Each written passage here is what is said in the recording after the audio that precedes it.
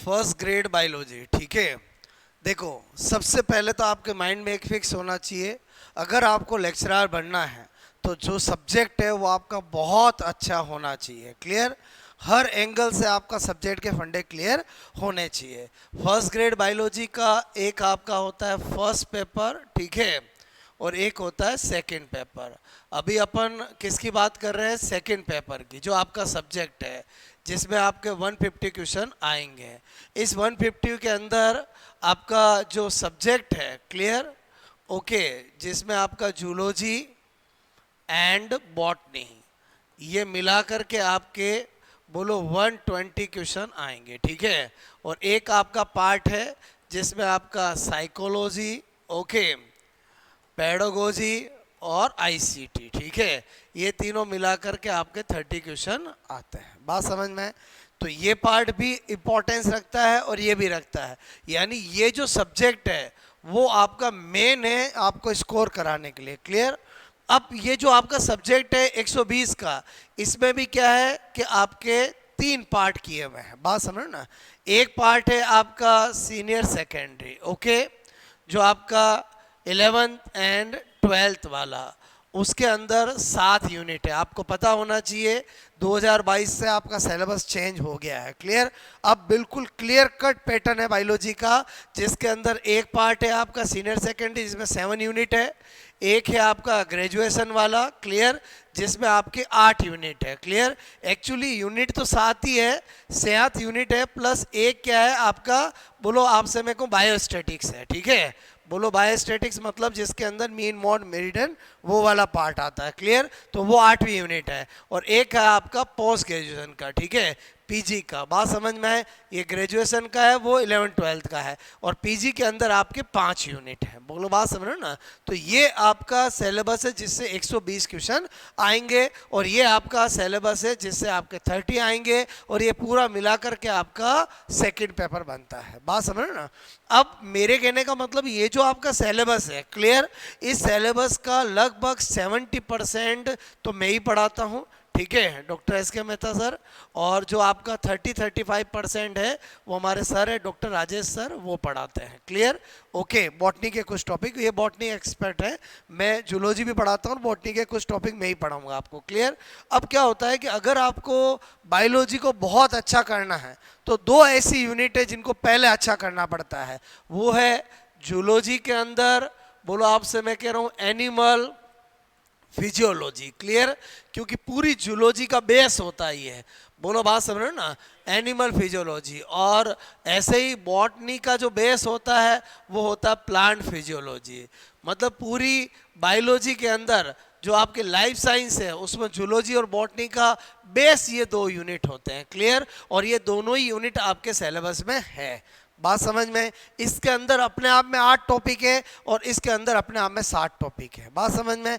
मतलब यहाँ पर क्या हो रहा है कि ये जो मैंने आपको बताया कि ये 7 यूनिट है, ये 8 यूनिट है, बोलो ये, तो इनमें भी क्या एक एक यूनिट बहुत बोलो बड़ी बड़ी है। मेरी बात समझ में? यहाँ पर आप एक सेल बायोलॉजी पढ़ोगे तो सेल बायोलॉजी अपने आप में बहुत कुछ है।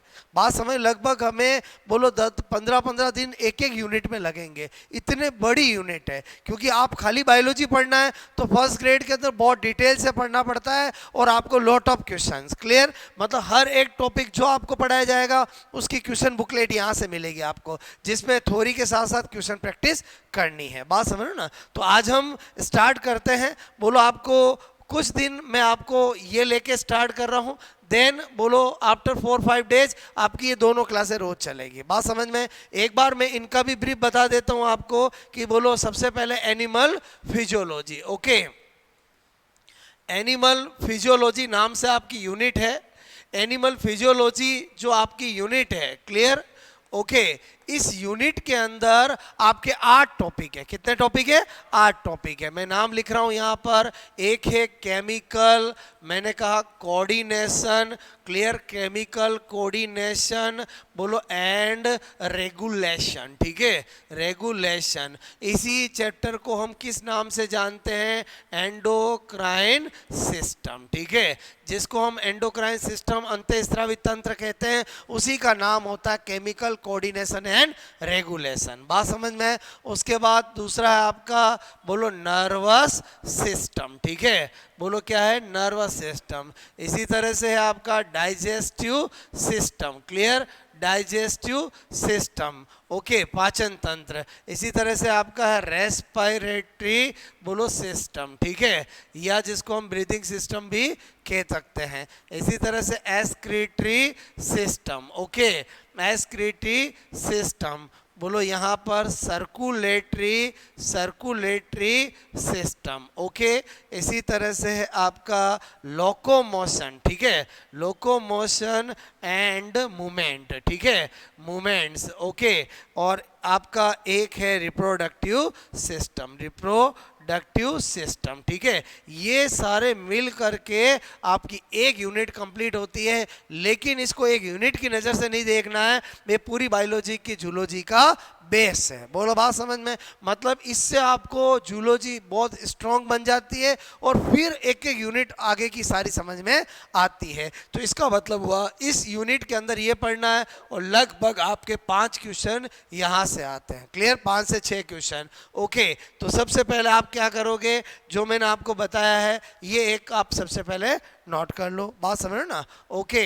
कि फर्स्ट ग्रेड के अंदर सेकंड पेपर जो आज हम स्टार्ट कर रहे हैं 150 क्वेश्चन, उसके अंदर ये क्राइटेरिया है आपका 11-12 की 7 यूनिट है, ग्रेजुएशन की 8 यूनिट है, इस 8 यूनिट में 7 यूनिट प्लस आपका एक बायोस्टेटिक्स वाली पार्ट है, क्लियर, और पीजी के अंदर 5 यूनिट है।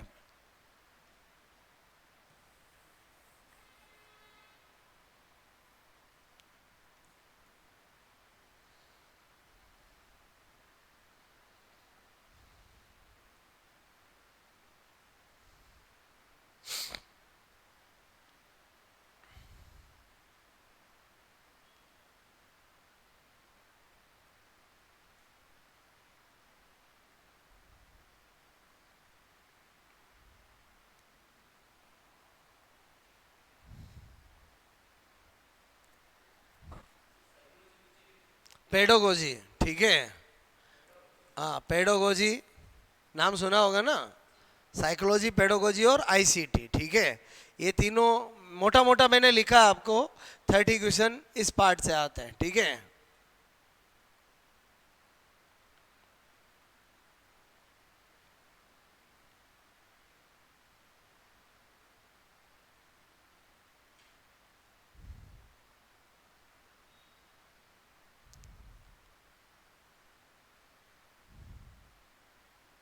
ओके,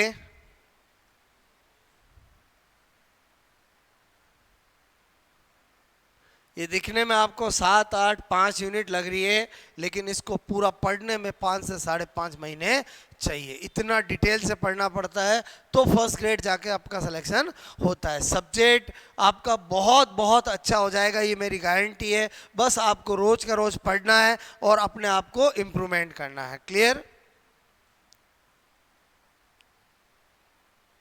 उसके बाद मैंने कहा ये 2 मेन यूनिट है जो हम सबसे पहले स्टार्ट करेंगे।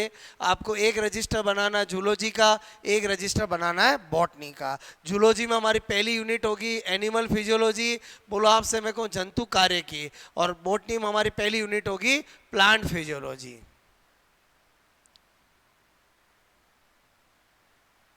क्योंकि ये दो न केवल एक यूनिट है, ये 2 यूनिट नहीं है, ये पूरा जूलॉजी और बॉटनी का बेस है।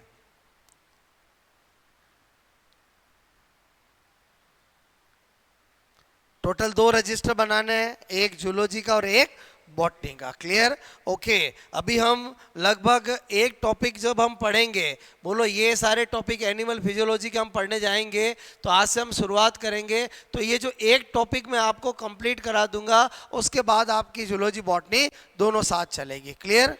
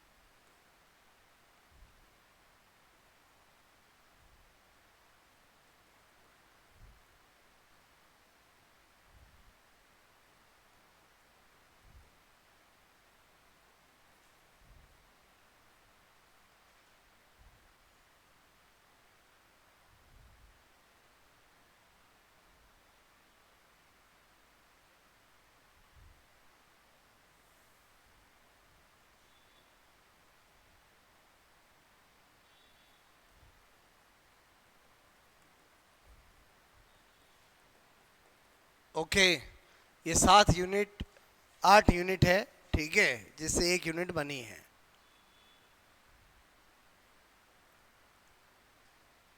बात समझ में आए? पूरा सिलेबस का अकॉर्डिंग चलेंगे। आपका जो सिलेबस में एनिमल फिजियोलॉजी के अंदर ये 8 यूनिट आपके दे रखी है, 8 टॉपिक दे रखे हैं, क्लियर, जिनसे लगभग 5 से 6 क्वेश्चन आपके आते हैं। तो स्टार्ट करते हैं। सबसे पहले chemical coordination and regulation.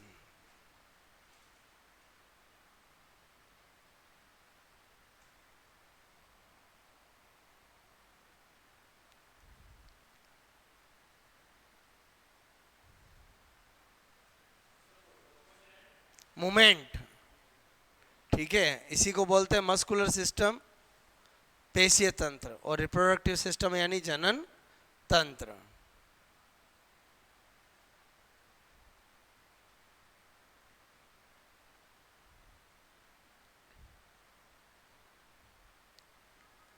Okay, note हो गया। अब आपसे मैं कह रहा हूं, पहला हमारा स्टार्ट कर रहे हैं, वो है केमिकल कोऑर्डिनेशन एंड रेगुलेशन, ठीक है, जिसको हम क्या कहते हैं, एंडोक्राइन सिस्टम, ठीक है। बहुत इंपॉर्टेंट है, बिकॉज अक्सर एक क्वेश्चन तो इसी से आता है, क्लियर। अब आपसे मैं कह रहा हूँ, बायोलॉजी को पढ़ने का तरीका क्या है। बायोलॉजी में जो चीज़ याद करने की है उसकी कोई ट्रिक या लॉजिक पता होना चाहिए, जो समझने का उसका फंडा क्लियर होना चाहिए, क्लियर। तो सबसे पहले अपन केमिकल कोऑर्डिनेशन और रेगुलेशन के अंदर क्या बात कर रहे हैं, इधर ध्यान दो। सबसे पहले मैं जनरल बात बता रहा हूँ। मैंने कहा फादर ऑफ, ठीक है, बोलो एंडोक्राइन, एंडो मैंने कहा एंडोक्राइन सिस्टम, ठीक है। अंतःस्रावी तंत्र का फादर कौन है, बोलो थॉमस एडिसन। कौन है, बोलो, मैंने कहा थॉमस, ठीक है, एडिसन। बोलो कौन है, मैंने कहा थॉमस, ठीक है, एडिसन। ओके, सबसे पहले ये पता होना चाहिए।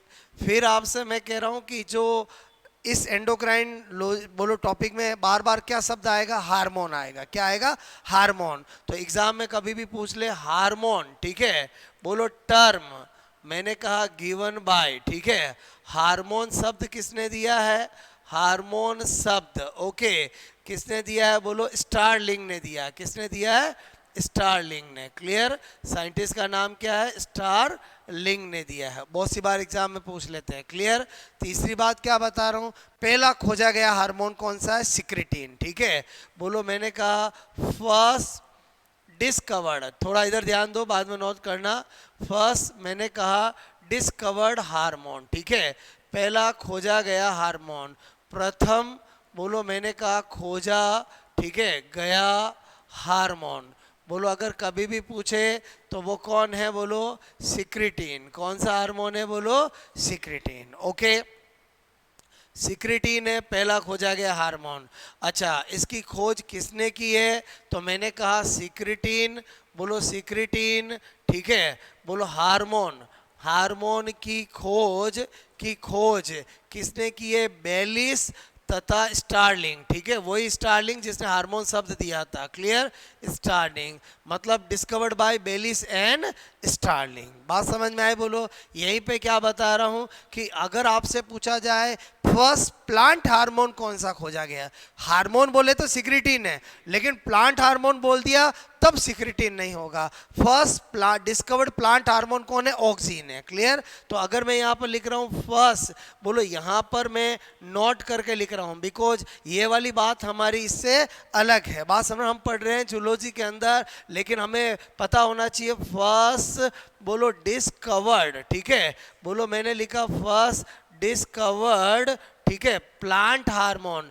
बोलो प्लांट हार्मोन पहला खोजा गया पादप हार्मोन, या ऐसा लिखा हुआ हो फाइटो हार्मोन, बात एक ही है, बोलो पादप हार्मोन बोलो या फाइटो हार्मोन। तो वो कौन है, बोलो ऑक्सीन है। कौन है, बोलो ऑक्सीन। नाम सुना होगा ऑक्सीन का, क्लियर। और बोलो आपसे मैं कह रहा हूं, मैंने कहा खोज करता डब्ल्यू वेंट, ठीक है। किसने खोजा बोलो, एफ डब्ल्यू वेंट ने खोजा है। क्लियर। तो ये बात भी आपको पता होनी चाहिए कि अगर पादप हार्मोन की बात आ जाए फिर सिक्रेटिन नहीं होगा, अदरवाइज आपका कौन सा होगा बोलो, सिक्रेटिन होगा। नोट करोगे।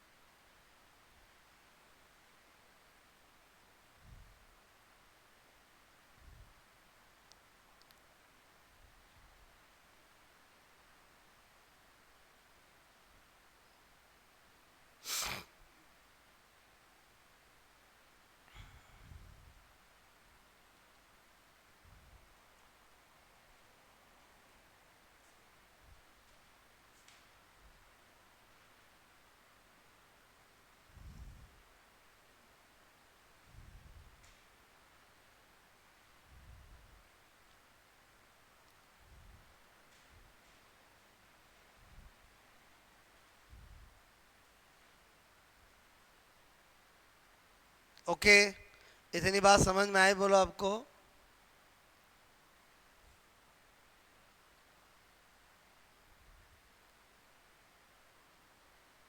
प्लांट हार्मोन या फाइटो हार्मोन कौन है, ऑक्सीन है, ठीक है। जबकि आपसे मैं कहूँ फर्स्ट डिस्कवर्ड हार्मोन पूछे तो सिक्रेटिन है। जंतु हार्मोन भी सिक्रेटिन ही है। क्लियर। या तो पूछते फर्स्ट डिस्कवर्ड हार्मोन या पूछते first discovered plant hormone. Okay. और सिक्रेटिन हार्मोन जो है वो हमारे पाचन तंत्र से संबंधित होता है। तो ये भी नंबर 5 लिखोगे कि सिक्रेटिन हार्मोन, ठीक है, हार्मोन पाचन तंत्र, ठीक है, से संबंधित होता है। यानी secretin hormone related to digestive system, ठीक है। क्या बता रहा हूं मैं बोलो, secretin hormone, hormone related to digestive system, ठीक है। ये भी बहुत सी बार एग्जामों में पूछा गया है कि सिक्रेटिन हार्मोन किस सिस्टम से संबंध रखता है। किससे संबंध रखता है बोलो, पाचन तंत्र से संबंधित रखता है। क्लियर। तो ये तो अपन ने थोड़ी हार्मोन की बेसिक बातें करी। मतलब आपके एंडोक्राइन की जनक कौन है बोलो, किस अध्ययन को क्या कहते हैं बोलो, पहला खोजा गया कौन सा हार्मोन है, हार्मोन शब्द किसने दिया है और इसकी खोज किसने की है।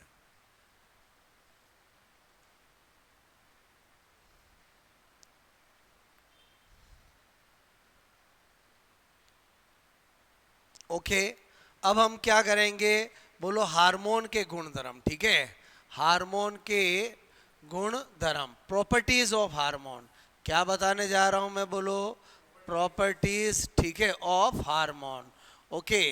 बोलो हार्मोन के क्या क्या गुणधर्म होते हैं। नंबर 1 पहला पॉइंट क्या है बोलो, हार्मोन एंडोक्राइन बोलो ग्लैंड से स्त्रावित होते हैं, ठीक है। बोलो मैंने कहा हार्मोन अंतःस्त्रावी, ठीक है। अंतःस्त्रावी मतलब एंडोक्राइन, ठीक है। बोलो ग्लैंड्स, ठीक है। अंतःस्त्रावी बोलो ग्रंथियों बोलो से स्त्रावित, ठीक है, होते हैं। पहली बात तो ये पता होना चाहिए। तो दिमाग में आता है क्या ग्लैंड और भी होती है क्या? बिल्कुल होती है, एंडोक्राइन भी होती है और एक्सोक्राइन भी होती है। वो टाइप्स ऑफ ग्लैंड देखेंगे। दूसरा प्रॉपर्टी क्या बता रहा हूँ, हार्मोन रोज बनते हैं, वर्क करते हैं और नष्ट हो जाते हैं।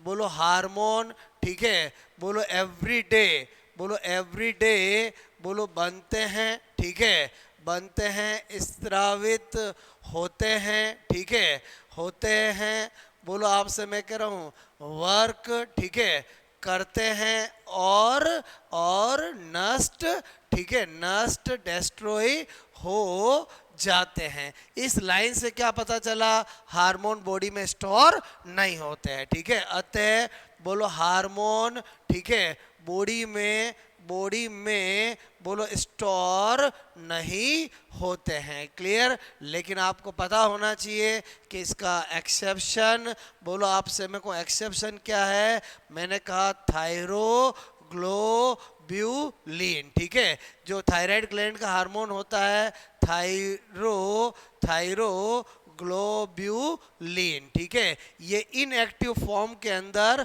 बोलो स्टोर रहता है। जब मैं थायराइड ग्लैंड पढ़ाऊंगा तब आपको बताऊंगा। क्लियर? अभी आपको एग्जाम में कभी आ जाए कौन सा हार्मोन ऐसा है जो स्टोर रहता है, तो वो कौन है? थायरोग्लोब्यूलिन। क्लियर? क्या लिखा मैंने? बोलो थायरोग्लोब्यूलिन, ठीक है। लेकिन ये किस रूप में रहता है? बोलो इनएक्टिव फॉर्म में। क्लियर? बाकी जनरल बात तो क्या है कि हार्मोन एवरीडे बनते हैं, रिलीज होते हैं, सीक्रेट होते हैं, वर्क करते हैं और नष्ट हो जाते हैं, स्टोर नहीं होते हैं। क्लियर? उसके बाद अगर हम थर्ड प्रॉपर्टी देखें तो हार्मोन डायरेक्ट ब्लड में आते हैं। क्लियर? कोई डक्ट प्रेजेंट नहीं होती है। तो हार्मोन, हार्मोन, ठीक है, डायरेक्ट, बोलो डायरेक्ट, बोलो ब्लड में, ठीक है, ब्लड में बोलो रिलीज, ठीक है, किए जाते हैं। ओके। अच्छा, नेक्स्ट प्रॉपर्टी क्या है? बोलो हार्मोन अपने स्त्रावित स्थान से जाकर बॉडी में कहीं भी काम कर सकते हैं, जबकि एंजाइम तो जहाँ स्त्रावित होते हैं वही काम करते हैं, ठीक है। हार्मोन बोलो अपने अपने रिलीज, ठीक है, प्लेस बोलो से जाकर जाकर बॉडी में कहीं भी, ठीक है, कहीं भी वर्क, ठीक है, वर्क कर सकते हैं, ठीक है। ये भी एक प्रॉपर्टी है। उसके बाद फिफ्थ प्रॉपर्टी क्या है कि जो हार्मोन होते हैं वो प्रोटीन, स्टेरॉइड, अमीनो एसिड सभी नेचर के होते हैं। क्लियर? जबकि एंजाइम किस नेचर के होते हैं? प्रोटीन नेचर के होते हैं। तो मैं आपको साथ के साथ एंजाइम की क्यों बात बता रहा हूं? क्योंकि एंजाइम स्त्रावित होते हैं एक्सोक्राइन ग्लैंड से, हार्मोन होते हैं एंडोक्राइन ग्लैंड से। पढ़ना अपने को हार्मोन ही है, एंडोक्राइन ग्लैंड ही है, लेकिन हमें हार्मोन और एंजाइम में अंतर पता होने चाहिए। क्लियर? तो हार्मोन मैंने कहा बोलो प्रोटीन, कोमा बोलो स्टेरॉइड, क्लियर, बोलो कोमा अमीनो अम्ल, ठीक है, अमीनो अम्ल बोलो एटसेट्रा, बोलो प्रकृति, ठीक है, बोलो नेचर, नेचर के बोलो होते हैं, ठीक है। कोई प्रोटीन नेचर का होता है, कोई स्टेरॉइड नेचर का होता है। सारे हार्मोन पढ़ेंगे तब आपको बताऊंगा। तो ये प्रॉपर्टीज मैंने किसकी बताई? बोलो हार्मोन की बताई है। क्लियर? तो आप नोट करोगे।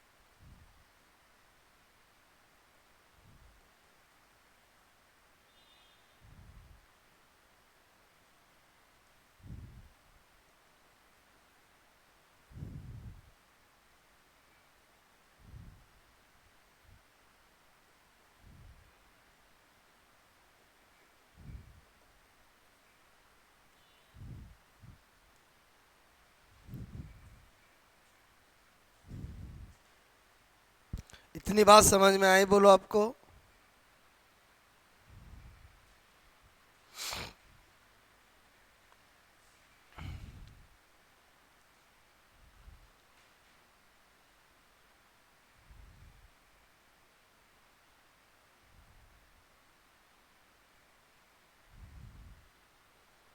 दोनों फंक्शन लिखे आपने, ठीक है। मैंने ये भी लिख दिया कि हार्मोन किस कहाँ पर स्टोर रहता है, स्टोर इन थायराइड वेसिकल्स। बोलो थायराइड पुटिकाओं में संग्रहित रहता है। थायराइड वेसिकल क्या है, थायराइड ग्लैंड पढ़ेंगे तब पता चलेगा, ठीक है।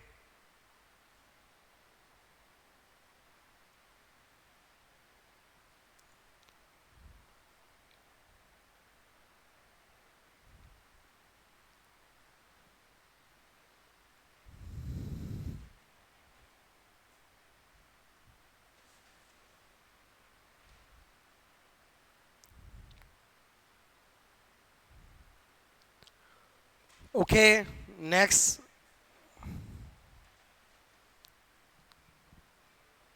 हार्मोन डायरेक्ट ब्लड में रिलीज होते हैं, ठीक है, किए जाते हैं।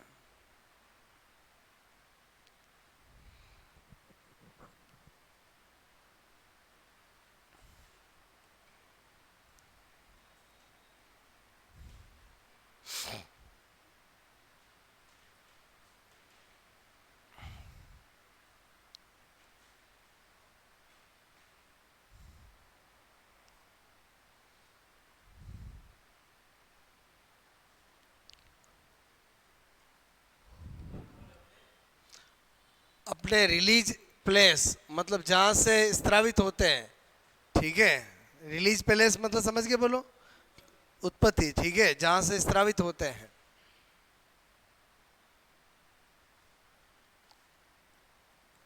स्त्रावण स्थान, ठीक है, से जाकर बॉडी में कहीं भी वर्क कर सकते हैं।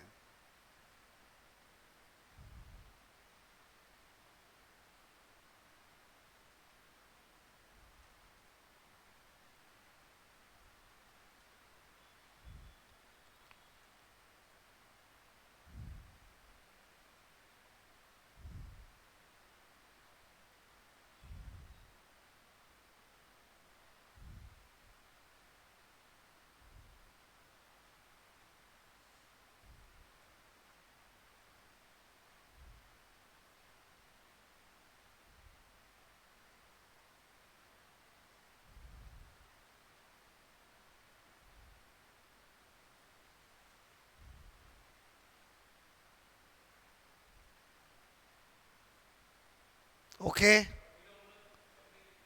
एटसेट्रा इत्यादि प्रकृति के होते हैं। ये किसकी प्रॉपर्टी बताई मैंने, बोलो? हार्मोन की, ठीक है।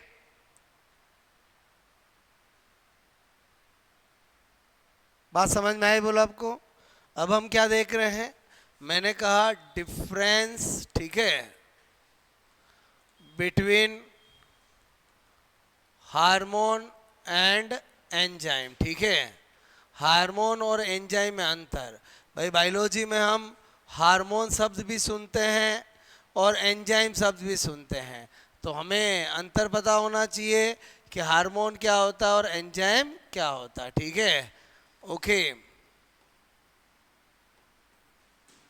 सबसे पहला पॉइंट ये एंडोक्राइन ग्लैंड्स, ठीक है, से स्त्रावित होते हैं। जबकि एंजाइम के लिए क्या लिखूंगा, ये एक्सोक्राइन, ठीक है। बोलो, ये एक्सोक्राइन ग्लैंड्स, ठीक है, मतलब बही स्त्रावी, ओके, ग्रंथियों से स्त्रावित होते हैं। पहला मोटा डिफरेंस। दूसरा डिफरेंस क्या, हार्मोन डायरेक्ट ब्लड में, जबकि एंजाइम डक्ट के द्वारा आते हैं, ठीक है। यह है, बोलो आपसे मैं कहूँ डायरेक्ट, ठीक है, डायरेक्ट ब्लड में, ठीक है, रिलीज होते हैं। और यह है, ठीक है, वाया डक्ट। ऐसे में बोलो, समझ आओगे, बोलो वाया डक्ट मतलब डक्ट के द्वारा, ठीक है, द्वारा बोलो मैंने कहा रिलीज होते हैं। क्लियर? अच्छा, तीसरी बात यह है, अभी बताया था मैंने, प्रोटीन, स्टेरॉइड, ठीक है, स्टेरॉइड बोलो आप एटसेट्रा नेचर, ठीक है, के होते हैं, जबकि यह केवल प्रोटीन नेचर के होते हैं। यह केवल प्रोटीन प्रकृति, ठीक है, प्रोटीन प्रकृति मतलब प्रोटीन नेचर, ठीक है, प्रोटीन नेचर के होते हैं। बात समझ में आए बोलो? मोटा मोटा डिफरेंस समझ में आया बोलो आपको? अच्छा, हार्मोन अपने स्त्रावित स्थान से जाकर बॉडी में कहीं भी काम कर सकते हैं, जबकि एंजाइम जहाँ स्त्रावित होते हैं वहीं काम करते हैं। आज स्टोमक के एंजाइम में स्टोमक में काम करेंगे, इंटेस्टाइन के एंजाइम इंटेस्टाइन में काम करेंगे। यह बोलो अपने स्त्रावण, ठीक है, स्त्रावण स्थान से बोलो जाकर बॉडी में, ठीक है, बॉडी में बोलो आपसे मेरे को कहीं पर भी बोलो कार्य कर सकते हैं, ठीक है, सकते हैं। जबकि ये जो आपके होते हैं कौन बोलो? मैंने कहा एंजाइम, ठीक है, एंजाइम अपने अपने बोलो आपसे मैं कह रहा हूँ स्त्रावण, ठीक है, स्त्रावण स्थान, ठीक है, स्थान या कोई पास में है पर ही बोलो वर्क करते हैं, ठीक है। स्टोक माला एंजाइम है तो स्टोमक में काम करेगा, बोलो स्मॉल इंटेस्टाइन के तो स्मॉल इंटेस्टाइन में करेंगे। ये बेसिक डिफरेंस है किसमें? हार्मोन और एंजाइम में। नोट करोगे? अभी हम पहले बेस बना रहे हैं, ठीक है।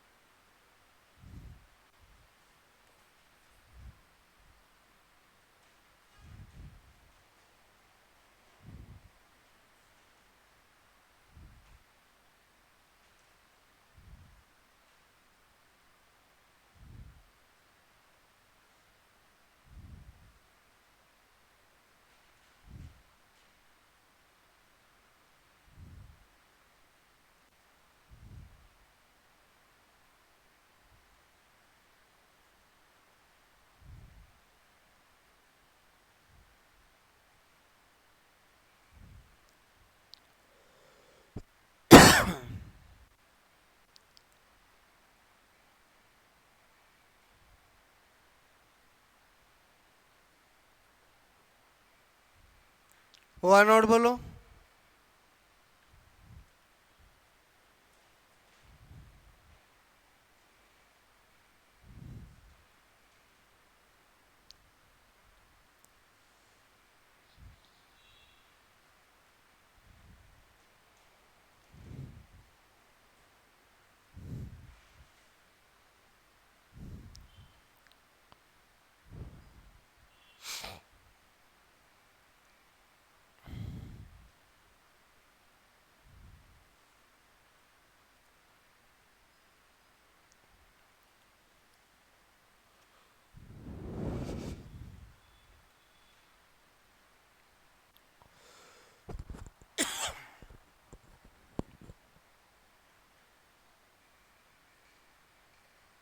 ओके, ये हमने किस में अंतर देखा? हार्मोन और एंजाइम। ऐसे ही किस में अंतर देखेंगे, हार्मोन और विटामिन। क्लियर,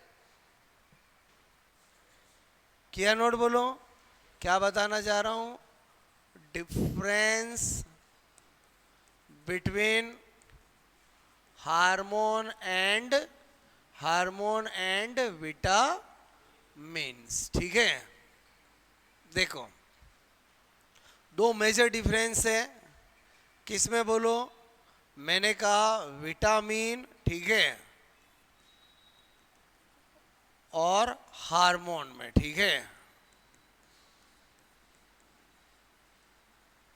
सबसे पहला क्या, विटामिन का संश्लेषण हमारी बॉडी में नहीं होता है, जबकि हार्मोन का संश्लेषण हमारी बॉडी में होता है। ठीक है, विटामिन, बोलो मैंने कहा विटामिन का, बोलो सिंथेसिस, ठीक है, संश्लेषण हमारी बॉडी, ठीक है, बॉडी में नहीं होता है। ठीक है, जबकि हार्मोन का संश्लेषण तो हमारी बॉडी में होता है। जनरली तो आपको हार्मोन बाहर से लेने ही नहीं पड़ते हैं, वो तो डायबिटीज़ है, थायराइड है, वो तो प्रॉब्लम होती है तो लेने पड़ते हैं। क्लियर, तो अपन जनरल बात कर रहे हैं, जनरल बात में क्या कहेंगे, हार्मोन का, बोलो सिंथेसिस बॉडी में स्पेसिफिक, ठीक है, एंडोक्राइन ग्लैंड। बोलो स्पेसिफिक एंडोक्राइन ग्लैंड लिखा मतलब समझ में आया, बोलो पिट्यूटरी वाली पिट्यूटरी का हार्मोन करेगी, थायराइड वाले थायराइड का करेगी, पैराथायराइड वाली पैराथायराइड का करेगी, एड्रिनल वाली एड्रिनल करेगी। हार्मोन का सिंथेसिस बॉडी में स्पेसिफिक, बोलो एंडोक्राइन ग्लैंड द्वारा होता है। ठीक है, अच्छा पहला पॉइंट। दूसरा मेजर डिफरेंस क्या, कि विटामिन में जो वाटर सोलेबल विटामिन होते हैं वो यूरिन से पास आउट हो सकते हैं, जबकि हार्मोन यूरिन से जनरली नहीं निकलते हैं। ठीक है, मैंने कहा जल विले, बोलो विटामिन, ठीक है, विटामिन बोले तो वाटर, ठीक है, सोलेबल विटामिन, ठीक है, विटामिन बोलो का स्त्रावण यूरिन, ठीक है, यूरिन मूत्र, ठीक है, मूत्र से होता है। ठीक है, बोलो हो सकता है, बात समझ में आए, बोलो।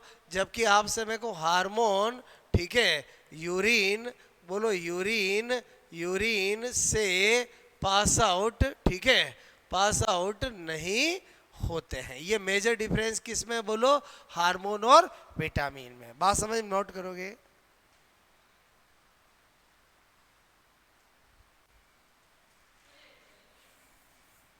ठीक है,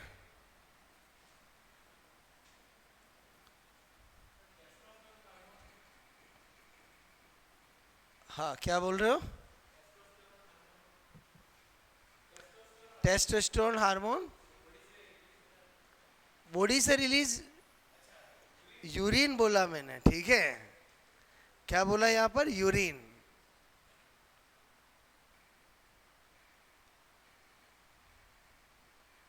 बाकी हार्मोन तो सारे बॉडी में ही रिलीज होते हैं, बात समझो ना।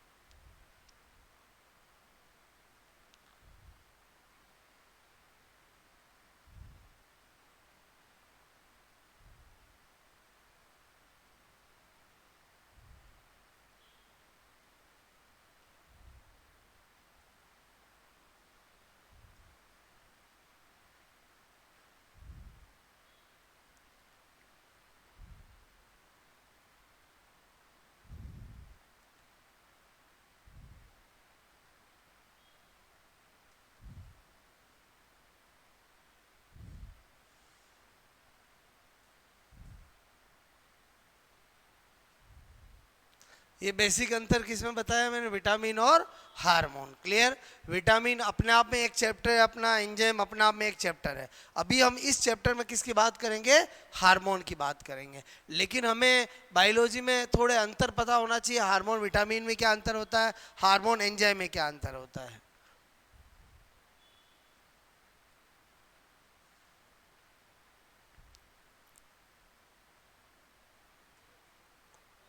यूरिन से पास आउट हो सकते हैं, ठीक है, और ये नहीं होते हैं।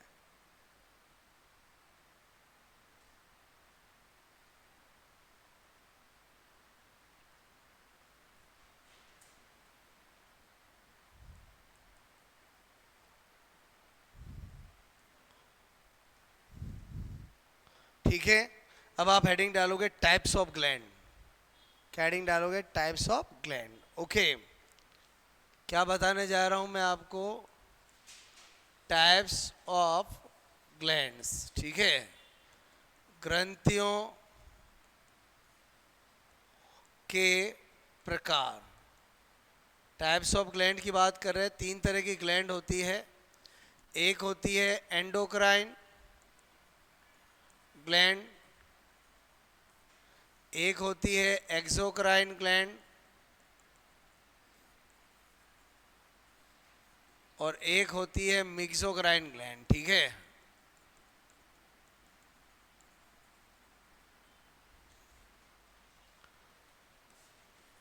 पहली अंत्य स्त्रावी, ठीक है, ग्रंथियां। दूसरी होती है बही स्त्रावी ग्रंथियां, ठीक है, और तीसरी होती है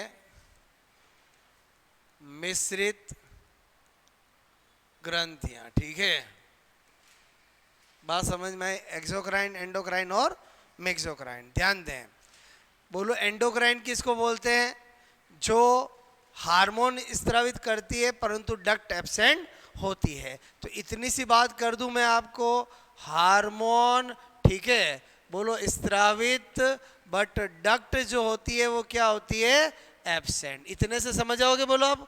ओके, मैंने कहा एक्सोक्राइन किसको बोलेंगे, जो एंजाइम का तो क्या करती है, बोलो स्रावण। ठीक है, बोलो जिसमें डक्ट क्या होती है, उपस्थित। बोलो आपसे मैं को प्रेजेंट। बात समझ में आए, बोलो। ओके, अब मिक्सोक्राइन किसको बोलेंगे, जो हार्मोन, बोलो आपसे मैं कह रहा हूं, यानी उसका स्रावण करती है और जिसमें डक्ट भी उपस्थित होती है। मतलब जिसमें एंडोक्राइन पार्ट भी है और एक्सोक्राइन पार्ट भी है। क्लियर। हार्मोन, मैंने कहा हार्मोन स्रावित, ठीक है, तो ये तो कैसा पार्ट हुआ, बोलो एंडोक्राइन पार्ट। क्लियर। और डक्ट भी मैंने कहा उपस्थित, बोलो उपस्थित, तो ये कैसा पार्ट हुआ, बोलो एक्सोक्राइन पार्ट। तो ऐसी ग्लैंड जिसमें एक्सोक्राइन और एंडोक्राइन दोनों होता है उसको क्या कहते हैं, मिक्सोक्राइन। क्लियर। पहले बताओ डेफिनेशन समझ जाओगे, बोलो। एंडोक्राइन किसको कहेंगे, जो हार्मोन स्रावित करे डक्ट एब्सेंट। एक्सोक्राइन जिसमें एंजाइम स्रावण लेकिन डक्ट प्रेजेंट, और जिसके अंदर हार्मोन स्रावित एंडोक्राइन और डक्ट भी उपस्थित। क्लियर। रही बात यहाँ एग्जाम्पल की देखे तो पहला मैंने लिखा पीनियल ग्लैंड, दूसरा लिखा मैंने पिट्यूटरी ग्लैंड, ठीक है, पिट्यूटरी ग्लैंड। तीसरा मैंने लिखा thyroid gland, okay, thyroid gland.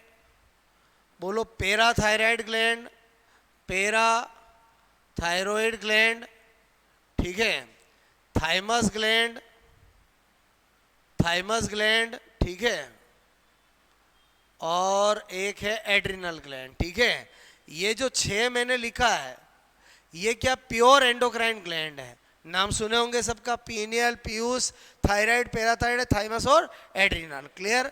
बात करें एक्सोक्राइन की, प्योर एक्सोक्राइन की, तो सबसे पहला नाम लिखूंगा लीवर का। क्लियर। लीवर मतलब यकृत, या इसी को बोलते हैं जिगर। क्लियर, बोलते हैं जिगर। ओके, मैंने कहा और दूसरा नाम क्या लिखूंगा, स्लेवरी ग्लैंड लिखूंगा। स्लेवरी ग्लैंड, स्लेवरी ग्लैंड मतलब क्या होता है, लार ग्रंथियां। ठीक है, ओके। इसी तरह से मैंने कहा लैक्रिमल ग्लैंड लिखूंगा, लैक्रिमल ग्लैंड, लैक्रिमल ग्लैंड मतलब अश्रु ग्रंथियां, ठीक है। इसी तरह से सीबेशियस ग्लैंड, जितनी भी बॉडी की अदर ग्लैंड होती है सब क्या होती है, बोलो एक्सोक्राइन। क्लियर। एंडोक्राइन तो फिक्स है, 6 के अलावा सातवीं कोई नहीं है, बात समझ में। मिक्सोक्राइन का मतलब है जिसमें एंडोक्राइन एक्सोक्राइन दोनों पार्ट होता है। इसके लिमिटेड एग्जाम्पल है। पहला क्या है, अग्नाशय, ठीक है। अग्नाशय मतलब क्या हो गया, पेंक्रियाज। क्लियर। पेंक्रियाज क्या होता है, मिक्सोक्राइन ग्लैंड। फिर मैंने लिखा, बोलो वृक्षण, ठीक है। टेस्टिस, नाम सुना होगा, बोलो टेस्टिस मतलब वृक्षण, ठीक है। ये भी ये होता है। ओवेरी, ओवेरी मतलब क्या हुआ, अंडाशय। क्लियर। इसी तरह से मैंने लिखा प्लेसेंटा, बोलो प्लेसेंटा, प्लेसेंटा मतलब अपरा। क्लियर। ये सब क्या होती है, मिक्सोक्राइन ग्लैंड। बात समझ में आए तो नोट करोगे।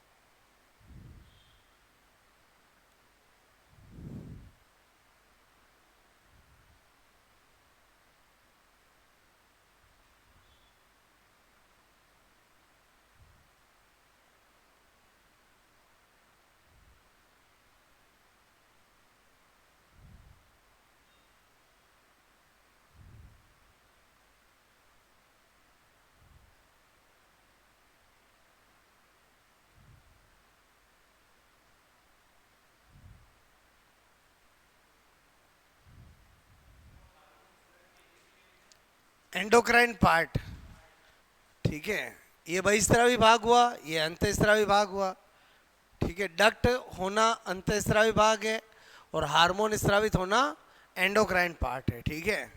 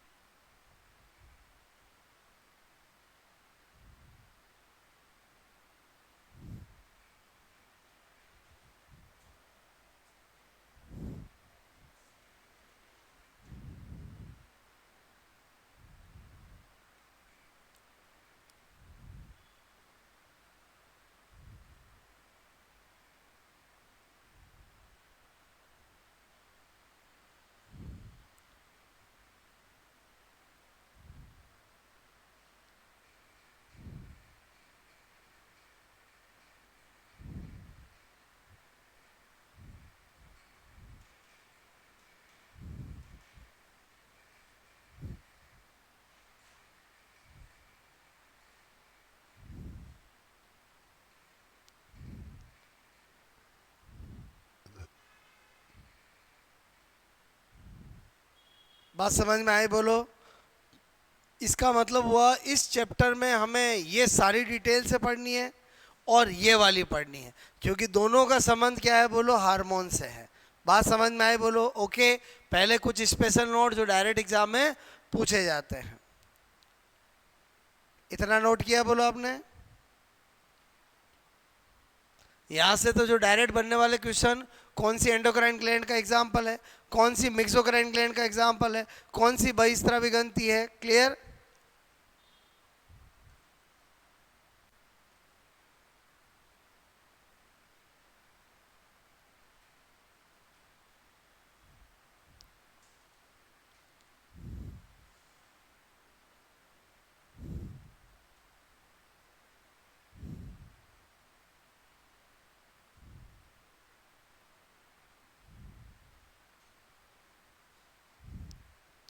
यहाँ से डायरेक्ट क्या क्या स्पेशल नोट निकल सकते हैं वो देखते हैं। आपको पता होना चाहिए, एग्जाम में अक्सर पूछा जाता है सबसे बड़ी ग्रंथि कौन सी होती है, लार्जेस्ट ग्लैंड कौन सी होती है, लीवर। कभी पूछते हैं सबसे बड़ी अंतःस्रावी ग्रंथि कौन सी होती है, तो क्या होगा, बोलो थायराइड। सबसे बड़ी क्या होती है, थायराइड। कौन कौन सी ग्रंथि ब्रेन में उपस्थित होती है, कौन कौन सी बोलो ग्लैंड जो है केवल बोलो चाइल्डहुड स्टेज तक ही एक्टिव रहती है, ऐसे स्पेशल नोट अपन लिखने जा रहे हैं। क्लियर, ये हो गया नोट, बोलो। प्लेसेंटा, ओवेरी, टेस्टिस, अग्नाशय, ये मोस्ट कॉमन किसके एग्जाम्पल है, मिश्रित ग्रंथियों को। क्लियर। अब मैंने कहा क्या लिख रहा हूं मैं, बोलो स्पेशल नोट। स्पेशल नोट में देखो पहला क्या बता रहा हूं, मैंने कहा लार्जेस्ट, ठीक है, ग्लैंड, बोलो लार्जेस्ट ग्लैंड ऑफ बॉडी, ठीक है। शरीर की सबसे बड़ी ग्रंथि पूछे तो क्या होगा, लीवर, ठीक है। इसी तरह से आपसे पूछे लार्जेस्ट एंडोक्राइन, ठीक है, एंडोक्राइन ग्लैंड, ठीक है, ऑफ बॉडी। शरीर की सबसे बड़ी अंतःस्रावी ग्रंथि पूछे तो क्या होगा, बोलो थायराइड। क्या होगा, थायराइड ग्रंथि, ठीक है। कौन सी ग्लैंड, बोलो थायराइड ग्लैंड। मतलब ये तो क्या है, शरीर की सबसे बड़ी कौन सी है, बोलो ग्रंथि पूछा मैंने। क्लियर। और ये क्या पूछा, बोलो अंतःस्रावी। और मैं अगर ये पूछूं लार्जेस्ट, ठीक है, लार्जेस्ट एक्सोक्राइन ग्लैंड, बोलो एक्सोक्राइन ग्लैंड, तो भी क्या होगा, बोलो लीवर ही होगा। तब भी क्या होगा, लीवर। मतलब इसका मतलब वो ऑल ओवर एंडोक्राइन एक्सोक्राइन को मिला के सबसे बड़ी कौन सी होती है, लीवर होती है। क्लियर। उसके बाद बात करें नंबर फोर्थ, मैंने कहा एक पीनियल ग्लैंड, ठीक है, एक पीनियल ग्लैंड, एंड मैंने कहा बोलो पिट्यूटरी ग्लैंड, ठीक है। पिट्यूटरी ग्लैंड मतलब हिंदी में क्या बोलते हैं, पीयूष ग्रंथि, ठीक है, बोलो पीयूष ग्रंथि। बोलो ये दोनों बोलो मस्तिष्क यानी ब्रेन, ठीक है, बोलो मस्तिष्क, मैंने कहा मस्तिष्क, ठीक है, में उपस्थित उपस्थित होती है। क्लियर। बोलो पहले ये स्पेशल नोट करो, pineal and pituitary both are present in brain.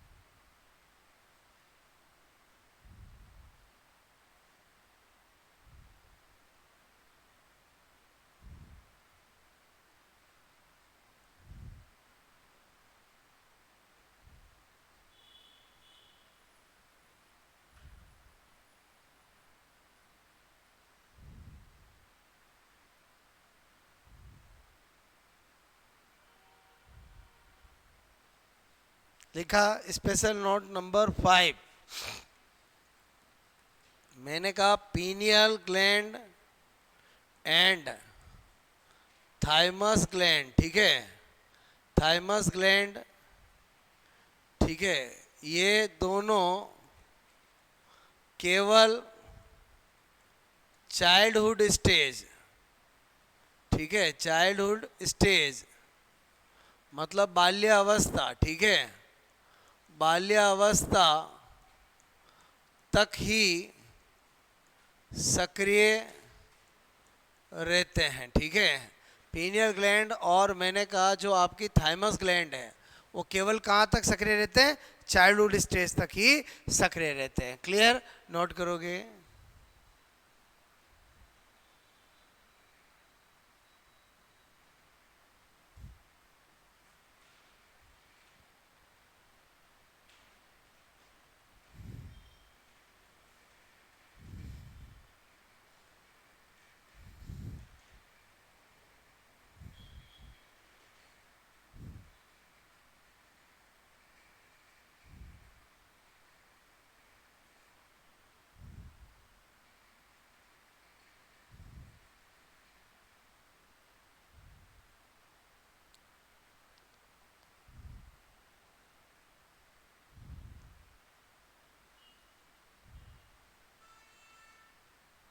इतनी बात समझ में आई बोलो आपको? अब इतनी हमने बातें करी, ये तो हमने जनरल बात करी, क्लियर। हमें वन बाय वन ग्लैंड पढ़नी है बहुत डिटेल से। तो मेरे कहने का मतलब है सबसे पहले मैं ग्लैंड पढ़ाने जा रहा हूँ पीनियल ग्लैंड, ठीक है। अब एक पैटर्न फॉलो करना है किसी भी ग्रंथि के अंदर कैसे पढ़ना है। हर एक ग्लैंड की दो बातें पहले पता होनी चाहिए, एक उस ग्लैंड की पोजीशन, दूसरा उस ग्लैंड का हार्मोन, और तीसरा हार्मोन का कार्य। ये हार्मोन का कार्य उस ग्लैंड का कार्य होगा। तो किसी भी ग्लैंड में ये तीन बातें तो पहले पता होने चाहिए। उसके बाद उस ग्लैंड के कोई फैक्ट है, उस ग्लैंड की वजह से कमी या बोलो वृद्धि से कुछ होता है, उस ग्लैंड का कोई बोलो स्पेसिफिक कलर है, कुछ भी है, वो सारी बातें क्लियर। तो पीनियल ग्रंथि हम पढ़ने जा रहे हैं, और पीनियल ग्रंथि का एक बार एक ग्लैंड को पढ़ने का पैटर्न समझ में आ गया, सब ग्लैंड वैसे ही पढ़ेंगे।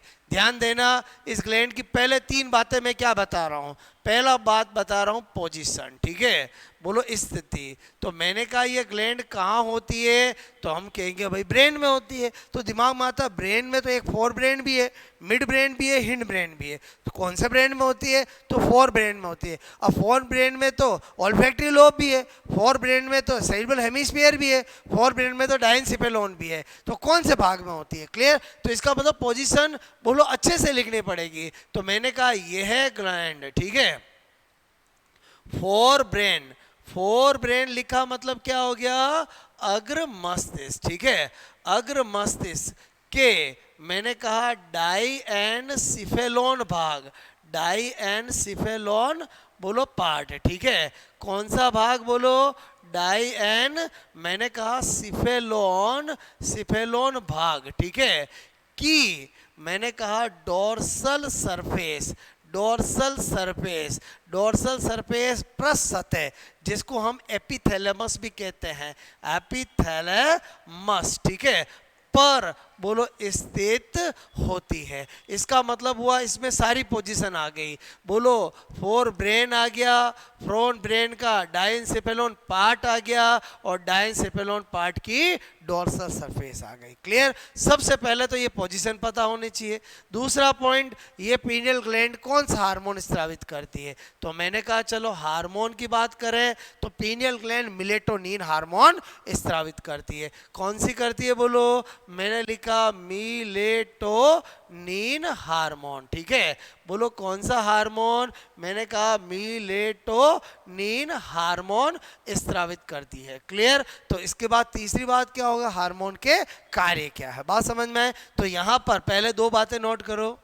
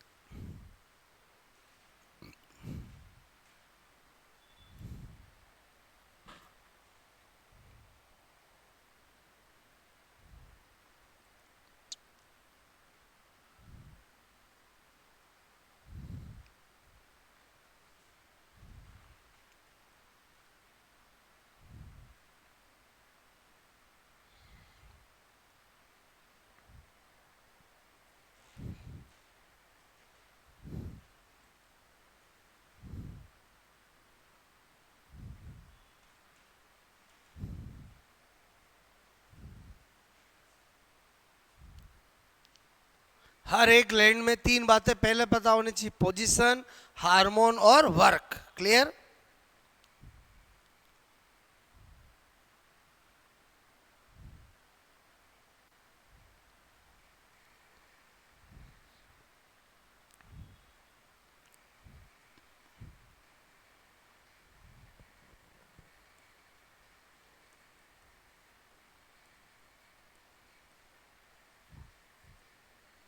ओके, इतनी बात समझ में आई बोलो आपको।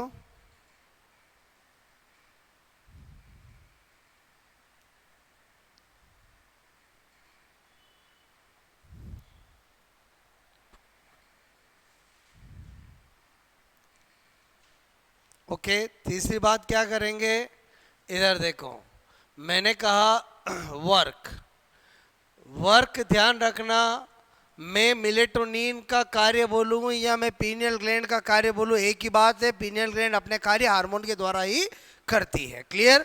तो यहाँ पर आपको पता होना चाहिए कि मिलेटोनिन हार्मोन दो कार्य करता है। नंबर वन, ध्यान से समझना, बोलो यह है, बोलो आपसे मेरे को लैंगिक क्षमता, ठीक है, लैंगिक परिपक्वता, ठीक है, परिपक्वता मतलब सेक्सुअल बोलो डेवलपमेंट, ठीक है, को संदमित करता है, ठीक है, संदमित बोलो आपसे मैं करूं करता है।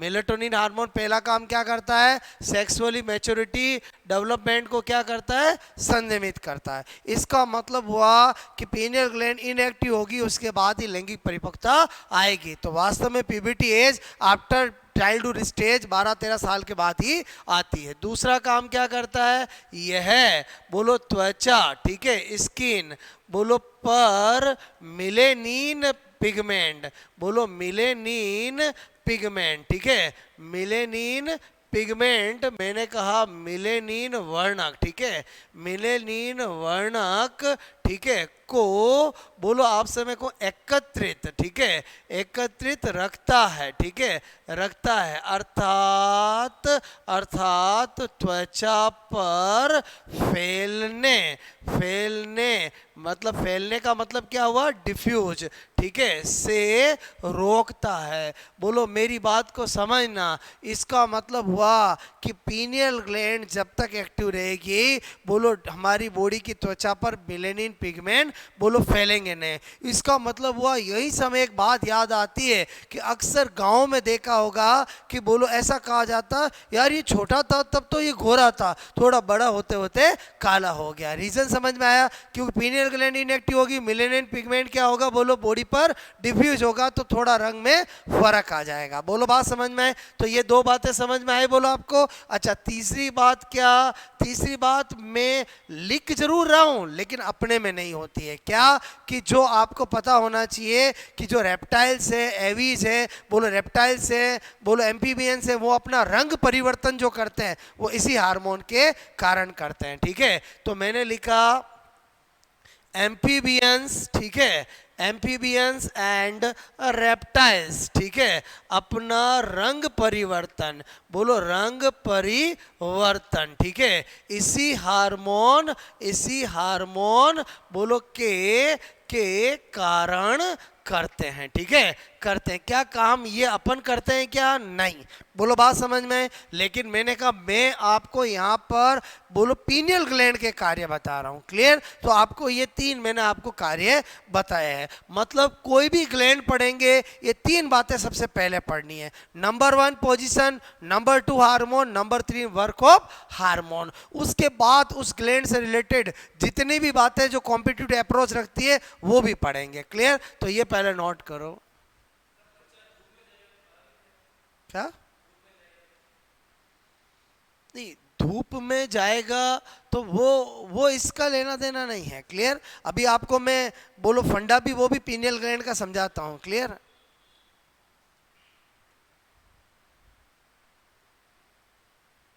धूप में जाने से कैसे काले हो जाते हैं वो भी आपको बहुत अच्छे से फंडा समझाता हूं मैं।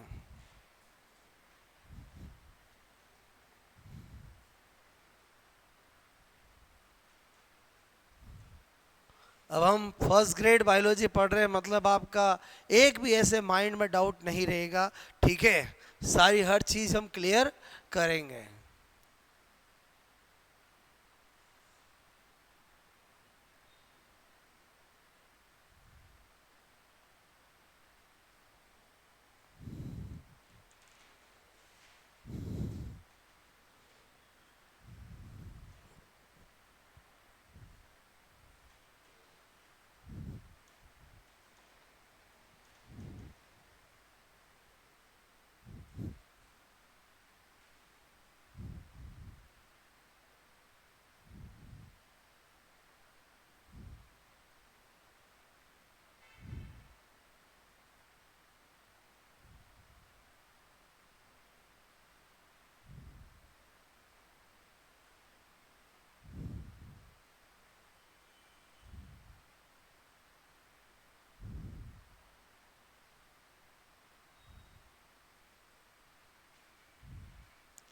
ये मेलेनिन पिगमेंट को त्वचा पर फैलने से रोकेगा तो त्वचा का रंग हल्का करेगा, गहरा करेगा? बोलो हल्का ही करेगा। बोलो मैंने कहा ये त्वचा पर मेलेनिन वर्णक के बोलो एकत्रित रखता है, अर्थात त्वचा पर मेलेनिन इसको बोलो त्वचा पर फैलने से रोकता है।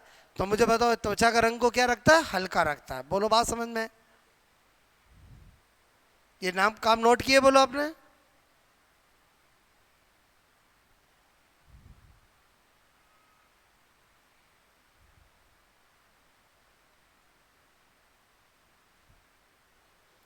ये 3 पॉइंट तो हमें हर ग्लैंड का पढ़ना है। इसका मतलब हुआ आप जब भी ग्लैंड को रिवाइज करो आपके माइंड में पैटर्न फिक्स हो जाना चाहिए। हर ग्लैंड का पहला पॉइंट क्या? बोलो पोजीशन, दूसरा क्या? हार्मोन, और तीसरा क्या? वर्क। बोलो बात समझ में? और बाकी सारी बातें जो हर एक ग्लैंड की है वो हमें करनी ही है।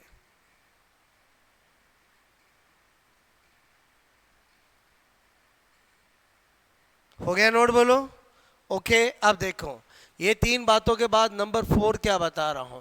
मैंने कहा हर एक ग्लैंड का 4th पॉइंट होगा वो ग्लैंड उत्पत्ति में कैसी है, एक्टोडर्मल है कि एंडोडर्मल है कि मेसोडर्मल है। तो मैंने कहा बोलो उत्पत्ति, ठीक है।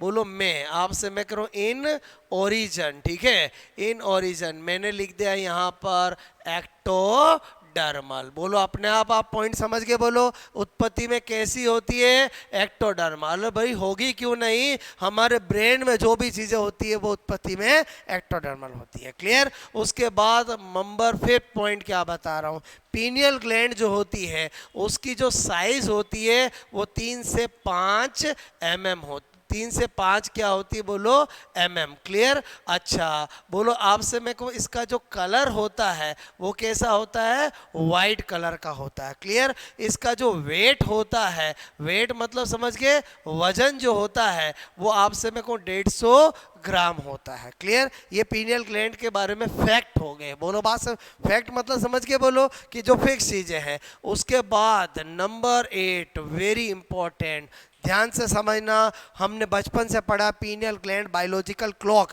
जैविक घड़ी से संबंधित होती है। भाई क्यों होती है उसको लॉजिक को समझना। मैंने कहा पीनियल ग्लैंड, ठीक है, पीनियल ग्लैंड बोलो बायोलॉजिकल क्लॉक, ठीक है। बायोलॉजिकल क्लॉक मतलब क्या बता रहा हूं? जैविक घड़ी, ठीक है। बोलो से संबंधित होती है। क्लियर? होती है। क्या बता रहा हूं इधर समझो। क्या देखा गया है कि पीनियल ग्लैंड मैंने कहा highly active. Clear? Highly active कब होती है? एक्सपेरिमेंट से देखा गया है। बोलो आपसे मैं कह रहा हूं नाइट में, मैंने कहा यहां पर 12 AM, 12 AM मतलब कहां पर? बोलो रात में। क्लियर? बोलो बात समझ में आए? और क्या देखा गया? Very low active. क्लियर? सबसे कम एक्टिव कब रहती है? बोलो 12 PM मतलब दिन में। मेरी बात समझे नहीं समझे? बोलो। तो ये तो फिर क्या हो गया? बायोलॉजिकल क्लॉक हो गया। बोलो क्या हो गया? Biological clock. क्लियर? इसका मतलब हुआ पीनियल ग्लैंड अंधेरे में ज्यादा एक्टिव रहती है कि लाइट में ज्यादा एक्टिव रहती है? अंधेरे में ज्यादा एक्टिव रहती है। बोलो कहाँ ज्यादा रहती है? अंधेरे में। अगर कोई लॉन्ग टाइम तक बोलो धूप में रहेगा तो पीनियल ग्लैंड जल्दी एक्टिव होगी कि इनएक्टिव होगी? इनएक्टिव जल्दी हो जाएगी। पीनियल ग्लैंड जल्दी इनएक्टिव हो जाएगी तो त्वचा का रंग क्या हो जाएगा? डार्क हो जाएगा।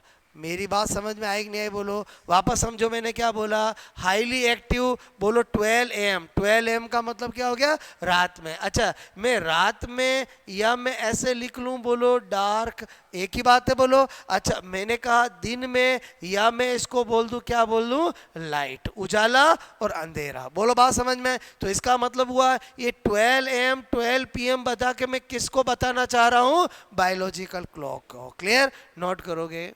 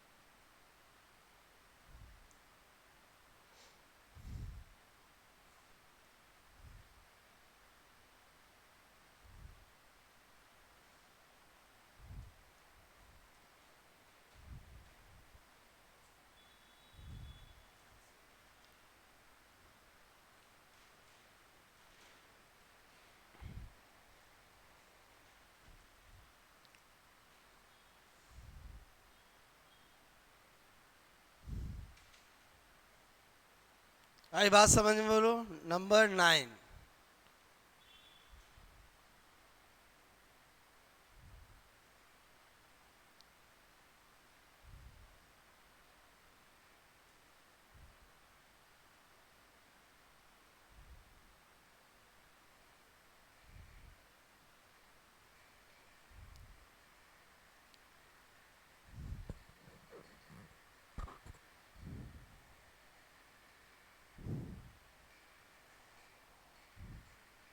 ओके, नंबर 9 मैंने लिखा पीनियल ग्लैंड, ठीक है। ग्लैंड को मनुष्य की थर्ड आई, थर्ड आई मतलब क्या? बोलो तीसरी आंख, ठीक है। बोलो माना जाता है। ऐसा क्यों? इधर देखो, जब तक पीनियल ग्लैंड एक्टिव रहेगी तब तक लैंगिक परिपक्वता नहीं आएगी, मतलब तीसरी आंख खुली है। पीनियल ग्लैंड इनएक्टिव हो जाएगी, बोलो आप समय को लैंगिक परिपक्वता आ जाएगी, सब गड़बड़ियाँ चालू हो जाएगी। क्लियर? इसलिए इसको मनुष्य की क्या बोला? थर्ड आई। फिर मैं क्या बता रहा हूँ, पीनियल ग्लैंड, पीनियल ग्लैंड, ठीक है, कोमा सेप, बोलो कैसी होती है? कोमा, कोमा मैंने कहा सेप, ठीक है, होती है। कैसी होती है? बोलो कोमा सेप होती है। क्लियर? और क्या बात बता रहा हूँ, मैंने कहा जब बाल्यावस्था तक ही सक्रिय रहती है तो पीनियल ग्लैंड, बोलो पीनियल ग्लैंड केवल, ठीक है, केवल मैंने कहा बाल्यावस्था, ठीक है, बाल्यावस्था मतलब चाइल्डहुड स्टेज, ठीक है, स्टेज तक ही सक्रिय रहती है, ठीक है, रहती है। तो दिमाग में आता है फिर बाल्यावस्था के बाद क्या हो जाता है? वेरी इंपॉर्टेंट, क्या होता है? बाल्यावस्था के पश्चात पीनियल ग्लैंड पर कैल्शियम कार्बोनेट, कैल्शियम फॉस्फेट का जमाव हो जाता है, जिसे सेंडोब्रेन, मस्तिष्क की रेत कहा जाता है। क्लियर? तो मैंने कहा, बोलो आपसे मैं करूं आफ्टर, बोलो चाइल्डहुड स्टेज, ठीक है, after childhood stage pineal gland, pineal gland, बोलो पीनियल ग्लैंड पर मैंने कहा कैल्शियम कार्बोनेट, ठीक है, कैल्शियम कार्बोनेट, बोले तो CaCO3 एंड कैल्शियम फॉस्फेट, ठीक है, कैल्शियम फॉस्फेट का मतलब Ca3PO4 होल क्वाइस 2। बोलो बात समझ में आए? कैल्शियम फॉस्फेट, ठीक है, का डिपोजिशन, ठीक है, डिपोजिशन मतलब जमाव हो जाता है, ठीक है, जाता है, जिसे क्या कहते हैं? बोलो सैंड ऑफ ब्रेन, ठीक है, मस्तिष्क की रेत, बोलो मस्तिष्क की, बोलो रेत, बोलो कहा जाता है, ठीक है। नोट करोगे? हाँ हाँ, बोलो इनएक्टिव हो गई ना, फिर कोई काम ही नहीं करेगी, ठीक है।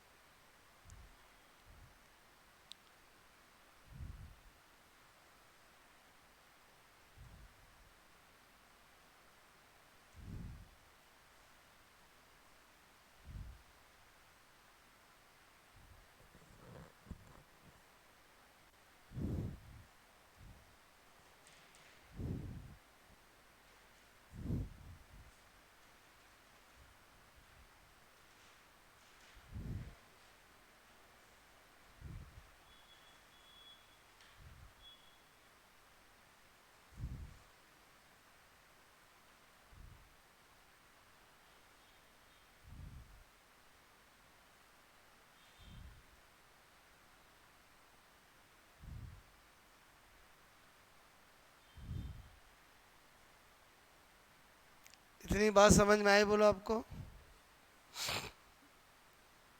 आफ्टर चाइल्डहुड स्टेज, बाल्यावस्था के पश्चात, पीनियल ग्लैंड बोलो पर कैल्शियम कार्बोनेट, ठीक है।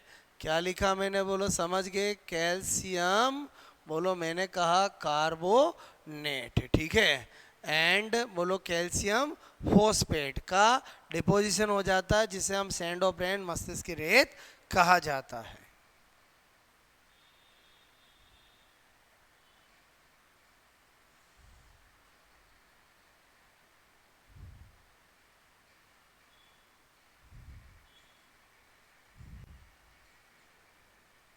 12 पॉइंट बहुत इंपॉर्टेंट है, ठीक है। बोलो ये 9 पॉइंट भी इंपॉर्टेंट है, ये भी इंपॉर्टेंट है, ठीक है। कैसे क्वेश्चन आते हैं अभी अपन करेंगे।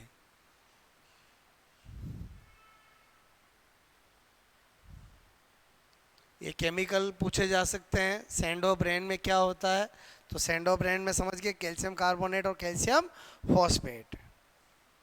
वन वर्ड बोलो, ठीक है। नंबर 13, आगे क्या बता रहा हूं सुनो। मैंने कहा पीनियल ग्लैंड ज़्यादा इनएक्टिव कब रहती है? रात को, क्लियर। और रात को क्या होता है? अंधेरा। और रात को हम क्या होते हैं? सोते हैं। मेरी बात को समझना, पीनियल ग्लैंड ज़्यादा एक्टिव होगी तभी मेलेटोनिन हार्मोन का ज़्यादा स्रावन होगा, इसीलिए मेलेटोनिन हार्मोन को स्लीप हार्मोन भी कहते हैं। क्या बता रहा हूँ बोलो, मेलेटोनिन, ठीक है। हार्मोन, हार्मोन को बोलो स्लीप हार्मोन, ठीक है।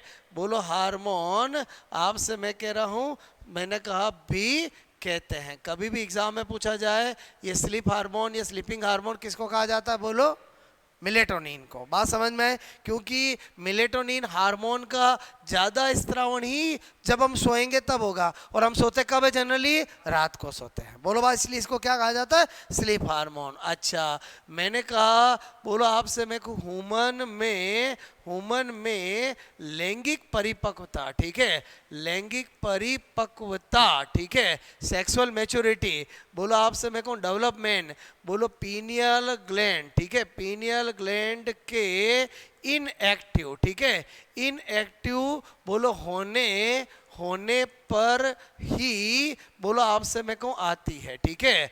ये तो हमें पता चल गया, क्योंकि जब तक पीनियल ग्लैंड एक्टिव रहेगी मेलेटोनिन बराबर स्रावित करती रहेगी, और मेलेटोनिन का काम ही है लैंगिक प्रवृत्ति को संदमित करना, इनहिबिट करना।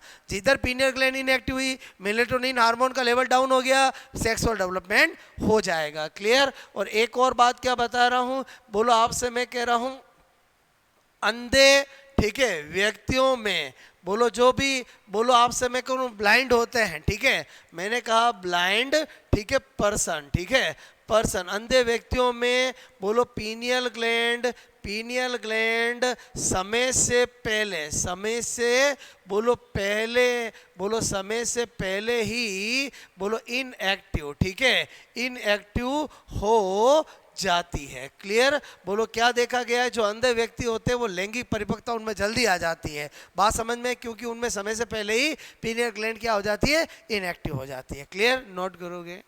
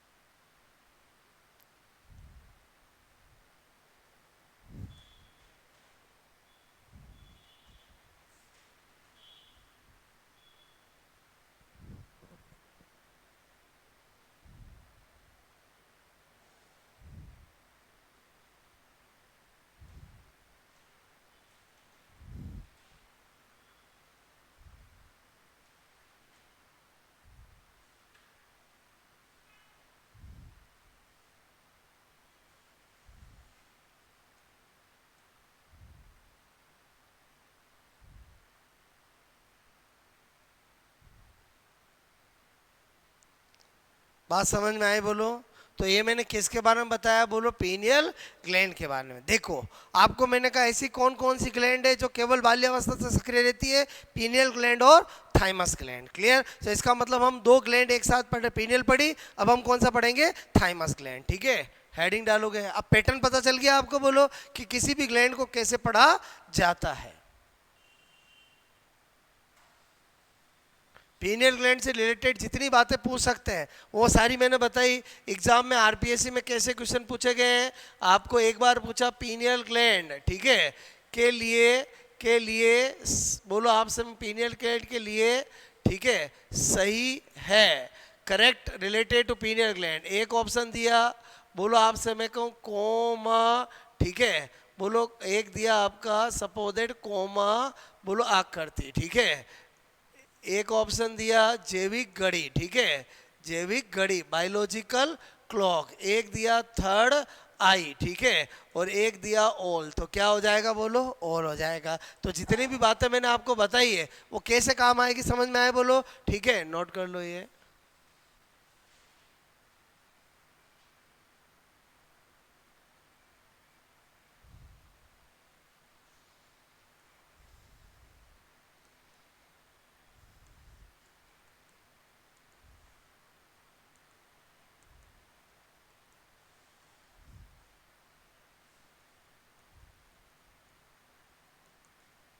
ठीक है, ये आरपीएससी ने पूछा है।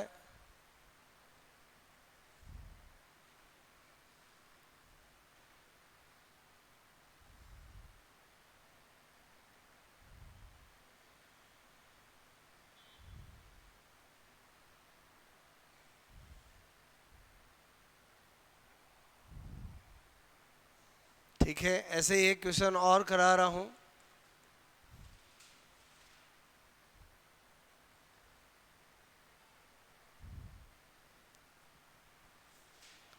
ऐसे ही क्या क्वेश्चन है देखो, आपको पूछा जाता है पीनियल ग्लैंड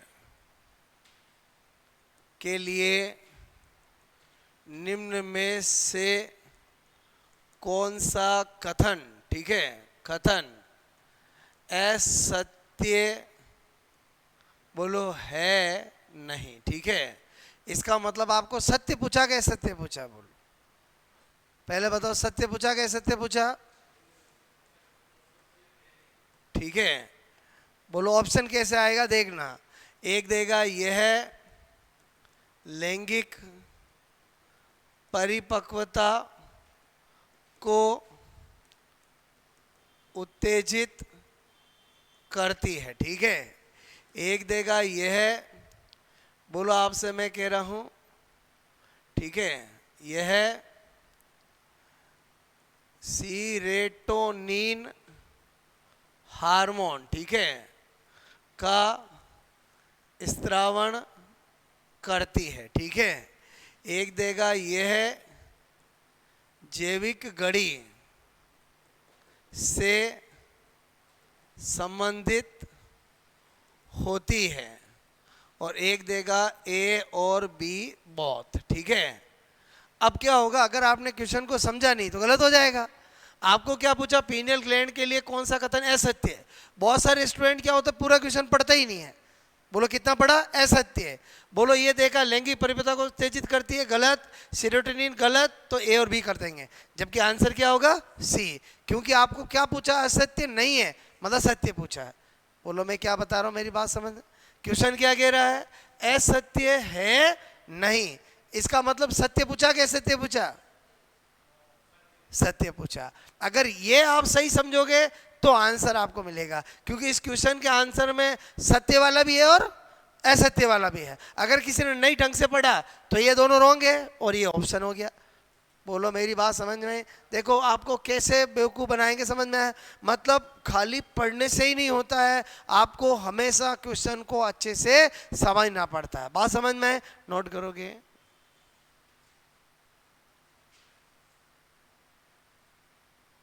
मैंने पहले थ्योरी पढ़ाई आपको, अब मैं क्वेश्चन से क्या बताना चाह रहा हूं कि थ्योरी याद होने के बाद भी आपको कैसे प्रेजेंस ऑफ माइंड काम में लेना है।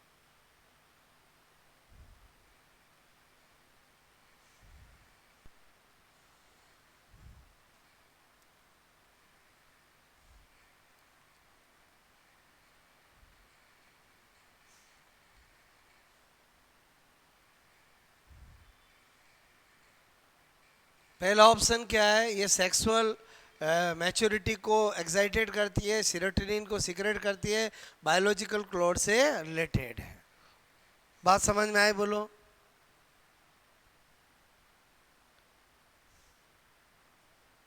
ओके, एक ग्लैंड पड़ी, पैटर्न पता चल गया। नाउ दूसरी ग्लैंड है हमारी, बोलो थाइमस ग्लैंड। ठीक है, कौन सी ग्लैंड बोलो?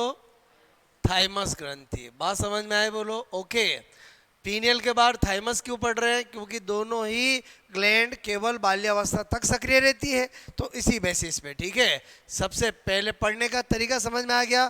पहला क्या होगा बोलो? पोजीशन। ठीक है, तो ये पोजीशन में कहाँ होती है बोलो? आपको पता है, स्टर्नम के पास, हार्ट के नजदीक होती है। ये बोलो, मैंने कहा स्टर्नम। ठीक है, स्टर्नम बोलो, आपसे मैं कहूँ स्टर्नम, नाम सुना बोलो? के पा, आपसे मैं कहूँ स्टर्नम। ठीक है, मैंने कहा के पास हार्ट। ठीक है, के नियर बोलो, मैंने कहा उपस्थित होती है। मैंने पोजीशन में ऐसा क्यों लिखा? एक बार एग्जाम में क्वेश्चन आया, वो कौन सी अंतःस्रावी ग्रंथि होती है, एंडोक्राइन ग्लैंड होती है, जो हार्ट के नियर होती है? तो आंसर क्या होगा बोलो? ये होगा। क्लियर? क्योंकि आपको पता 6 एंडोक्राइन ग्लैंड है, पीनियल पिट्यूटरी ब्रेन में, थायराइड पैराथाइड गले में, बोलो एड्रिनल किडनी के ऊपर, बची कौन सी बोलो? ये बोलो 6 ही तो ग्लैंड है ना, प्योर एंडोक्राइन तो 6 ही है। बात समझ में? फिर मैंने कहा दूसरी बात कौन सी करें? हार्मोन, थोड़ा सा ध्यान देना। क्लियर? हार्मोन थाइमस ग्लैंड का कौन सा होता है? Thymosin hormone. कौन सा हार्मोन बोलो? मैंने कहा थाइमोसिन हार्मोन। ठीक है, कौन सा हार्मोन बोलो? मैंने कहा थाइमोसिन। ठीक है, थाइमोसिन हार्मोन। ठीक है, कौन सा हार्मोन बोलो? Thymosin hormone. क्लियर? अच्छा, फिर मैंने कहा तीसरा हमारा क्या है बोलो? वर्क, कि भाई क्या कार्य करता हार्मोन का बोलो, ग्लैंड का बोलो, एक ही बात है। तो ये जो हमारी थाइमस ग्लैंड है, वो बच्चों में परमानेंट एंटीबॉडी, स्थायी प्रतिरक्षा बनाने का कार्य करती है। यह ग्लैंड, ठीक है, बोलो बच्चों में, बोलो आपसे मैं कहूँ बच्चों में, मैंने कहा स्थायी, बोलो आपसे मैं कहूँ एंटीबॉडी, स्थायी। ठीक है, एंटी, बोलो मैंने कहा एंटी, एंटीबॉडी। ठीक है, इंग्लिश में बोलूँ तो परमानेंट। ठीक है, एंटीबॉडी। ठीक है, एंटीबॉडी, एंटीबॉडी बनाने का ठीक है कार्य करती है। ठीक है, दिमाग में आता कैसे करती है, क्या है, सबका भी आंसर आपको बताऊंगा। पहले 3 पॉइंट नोट करो। ठीक है,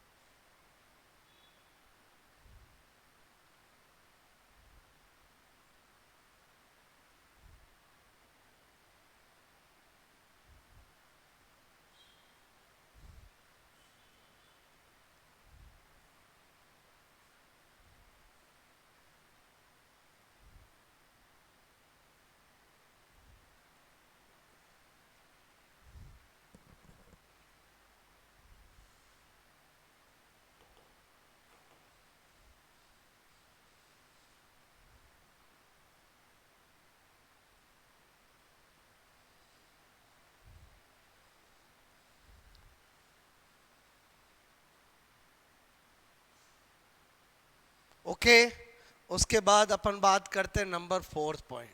अब हमें ये कैसे परमानेंट एंटीबॉडी बनाती है, इन राज को जानने के लिए हमें थाइमस ग्लैंड की इंटरनल स्ट्रक्चर देखनी पड़ेगी। क्या बता रहा हूँ मैं आपको? मैंने कहा बोलो इंटरनल, ठीक है, स्ट्रक्चर। ठीक है, स्ट्रक्चर ऑफ थाइमस ग्लैंड, ठीक है। इंटरनल स्ट्रक्चर बताने जा रहा हूँ थाइमस ग्रंथि की। देखो क्या होता है थाइमस ग्लैंड की इंटरनल स्ट्रक्चर। किसी की भी इंटरनल स्ट्रक्चर देखते हैं तो हमें ट्रांसफर सेक्शन करके माइक्रोस्कोप में देखना पड़ता है। जब हम माइक्रोस्कोप में देखते हैं तो क्या देखते हैं, बोलो इसके अंदर सेंटर के अंदर रेक्टेंगुलर आयताकार ग्लैंडुलर सेल्स होती है। क्लियर। ये जो है वो क्या है, बोलो मैंने कहा रेक्टेंगुलर, बोलो मैंने कहा ग्लैंडुलर, ग्लैंडुलर, ठीक है, ग्लैंडुलर सेल्स। बोलो आपसे मैं करूं सेल्स मतलब आयताकार, आयताकार ग्रंथिल।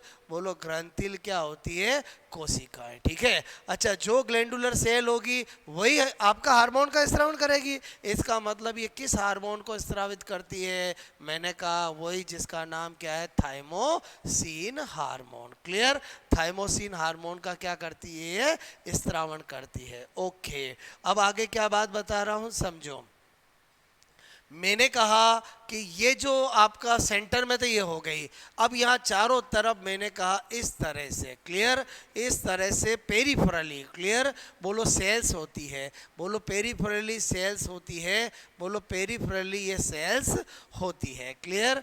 बोलो ग्लैंडुलर सेल तो क्या होंगी, बोलो अंदर सेंटर की तरफ होगी। ये जो सेल्स होती है, क्लियर, ध्यान से समझना, इनको बोलते हैं थाइमिक सेल। क्या बोलते हैं, थाइमिक सेल। क्लियर। बोलो मैंने कहा इनको क्या बोलते हैं, मैंने कहा यहाँ पर बोलो इनको बोलते हैं थाइमिक कोशिका। क्लियर। और इन थाइमिक कोशिका को देखने वाला का नाम है हेसल वैज्ञानिक, इसीलिए इनको क्या कहा जाता है, हेसल सेल। और ये एग्जामों में अक्सर पूछा जाता है कि वो कौन सी अंतःस्रावी ग्रंथि है जिसके अंदर हेसल्स कोशिकाएं उपस्थित होती है। तो आंसर क्या होगा, बोलो थाइमस ग्लैंड। बोलो बात समझ में। हेसल सेल किसके अंदर होती है, बोलो आपका थाइमस ग्लैंड के अंदर। क्लियर। जो पेरिफेरल सेल होती है जिनको हम बोलो थाइमिक सेल भी कहते हैं और जिनका दूसरा नाम क्या होता है, हेसल सेल होता है। क्लियर। अब समझना ये जो हेसल सेल है, क्लियर, इनमें होती टी लिम्फोसाइट। तो ये क्या करता है, थाइमोसिन हार्मोन ये क्या करता है, इनके अंदर इनको स्टिमुलेट करता है। क्लियर। और स्टिमुलेट करता है किसके लिए, टी लिम्फोसाइट, बोलो आपसे मैं कह रहा हूं कि संख्या, ठीक है, संख्या को बोलो बढ़ाता है। ठीक है, मैंने कहा बढ़ाता है। अच्छा किस में बढ़ाता है, बोलो किस में बढ़ाता है, बोलो इन थाइमिक सेल या हेसल सेल में। अच्छा आप मुझे बताओ टी लिम्फोसाइट की संख्या बढ़ेगी तो टी लिम्फोसाइट का काम क्या है, बी लिम्फोसाइट से एंटीबॉडी का निर्माण करवाना। इससे बोलो इससे बच्चों में मैंने कहा इससे मैंने कहा बोलो बी लिम्फोसाइट, ठीक है, बी लिम्फोसाइट बोलो द्वारा मैंने कहा परमानेंट एंटीबॉडी का निर्माण, ठीक है, निर्माण होता है। किसमें, बोलो बच्चों में। अब मैंने वर्ड बच्चे ही क्यों बोला, क्योंकि बड़े 12-13 साल के बाद तो ये थाइमस ग्लैंड इनएक्टिव हो जाएगी। अच्छा ये इनएक्टिव हो जाएगी तो ये हार्मोन भी नहीं होगा, ये हार्मोन भी नहीं होगा तो टी लिम्फोसाइट की संख्या नहीं बढ़ेगी, टी लिम्फोसाइट की संख्या नहीं बढ़ेगी तो ये इतना प्रेरित भी नहीं होगा। मेरी बात समझ में आए। तो ये जो मैंने आपको किस लिए बताया, ये वाली चीज के लिए जो अक्सर एग्जाम में पूछा जाता है, हेसल्स कोशिका का संबंध किस अंतःस्रावी ग्रंथि से होता है, बोलो थाइमस ग्लैंड से होता है। नोट करोगे।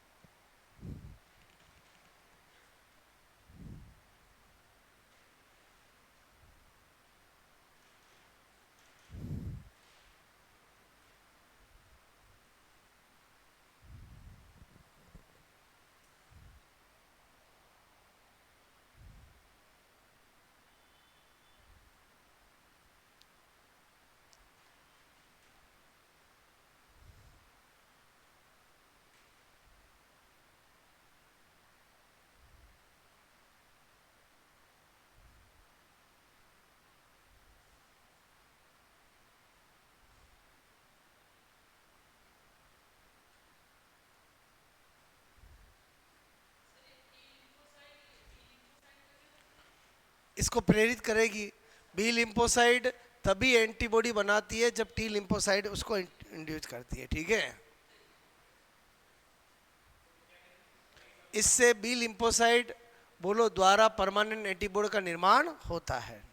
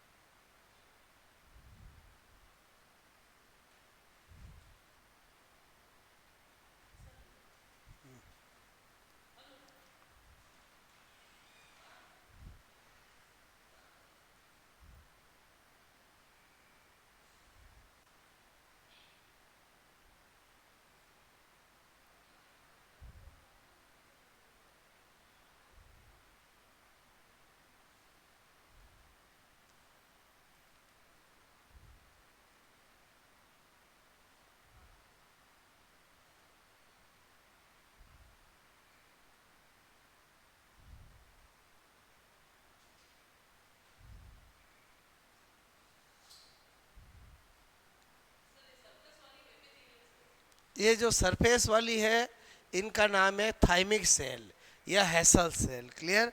जो सेंटर में है वो है आयताकार ग्रंथिल कोशिका। जो ग्रंथिल कोशिका हो गई वही हार्मोन का स्रावन करेगी। बात समझ में आए बोलो, ओके।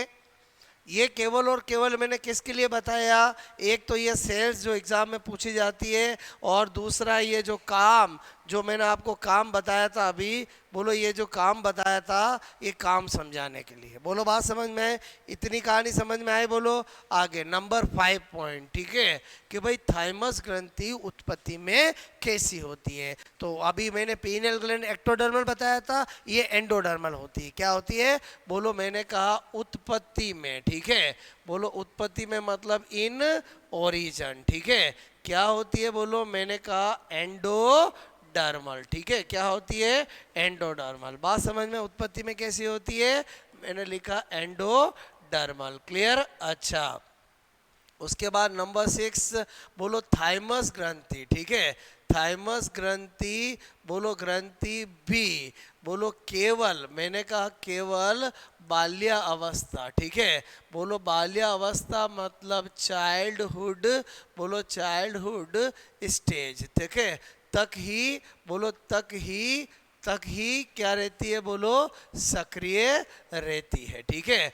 उसके बाद क्या होता है, नंबर 7 पॉइंट क्या बता रहा हूँ, कभी कभी, नॉट ऑलवेज, कभी कभी बच्चों में थाइमोसिन हार्मोन की अधिकता होने से एक रोग होता है जिसका नाम होता है मायोस्थेमिया ग्रेविस। तो मैं यहाँ पर क्या लिख रहा हूँ, मायो, मैंने कहा स्थेमिया ग्रेविस, ठीक है। बोलो नाम को समझना, क्या है बोलो, मायो स्थेमिया, स्थेमिया ग्रेविस, ठीक है। बोलो पहली बात तो आपको पता होना चाहिए कि एक तो ये ऑटो इम्यून डिसऑर्डर है, मतलब सबको नहीं होता, किसी किसी को होता है। ये है एक ऑटो इम्यून, ठीक है, ऑटो, मैंने कहा इम्यून डिसऑर्डर। जब भी किसी को ऑटो इम्यून डिसऑर्डर कह दिया जाता है वो हर एक के अंदर अलग अलग, किसी में होगा किसी में नहीं होगा, ये एक ऑटो इम्यून डिसऑर्डर है, एक बात। दूसरी बात क्या बता रहा हूँ बोलो आपसे, मैंने कहा यह बच्चों में मैंने कहा थाइमोसिन हार्मोन, थाइमोसिन हार्मोन, ठीक है, कि, मैंने कहा अधिकता, ठीक है, अधिकता बोलो होने, होने से होता है, ठीक है। तीसरी बात, भाई ये हो जाएगा तो इसमें होगा क्या, बोलो इसमें होगा क्या। तो आपसे मैं कह रहा हूं इस रोग में, ठीक है, इस रोग में बोलो बच्चे का न्यूरो, मैंने कहा मस्कुलर, न्यूरो मस्कुलर, बोलो न्यूरो मस्कुलर, बोलो जंक्शन, ठीक है। बोलो अभी क्या लिखना हूं मैं आपको बताता हूं, ठीक है। जंक्शन, मैंने कहा जंक्शन, बोलो neuro muscular junction blocked, neuro क्या लिखा मैंने, बोलो न्यूरो, ठीक है, मस्कुलर, मस्कुलर जंक्शन, ठीक है, जंक्शन बोलो ब्लॉक हो जाता है, ठीक है, ब्लॉक हो जाता है। इस बात को समझने के लिए पहले क्या पता होना चाहिए, न्यूरोमस्कुलर जंक्शन क्या होता है। तो देखो एक्चुअली क्या होता है, मैंने कहा ये है हमारी कोई भी नर्व का एंड, क्लियर, जिसके अंदर यहाँ पर होते न्यूरो ट्रांसमीटर, क्लियर, ये है हमारी मसल्स, बोलो बोलो बात समझ में, हाथ की मसल, पैर की मसल, सबकी मसल, ठीक है। अब यहाँ पर होता है ये न्यूरो मस्कुलर, ठीक है, बोलो आपसे मैं कह रहा हूं न्यूरो मस्कुलर जंक्शन, ठीक है, ध्यान से समझना मेरी बात को। और ये कौन है, बोलो मसल है, क्लियर, और ये कौन है, बोलो नर्व एंड है, क्या है, बोलो नर्व एंड, क्लियर। अभी तो मैं आपको ऐसे बता रहा हूं, बाकी हम जब नर्वस सिस्टम पढ़ते हैं सब आपको और अच्छे से बताऊंगा।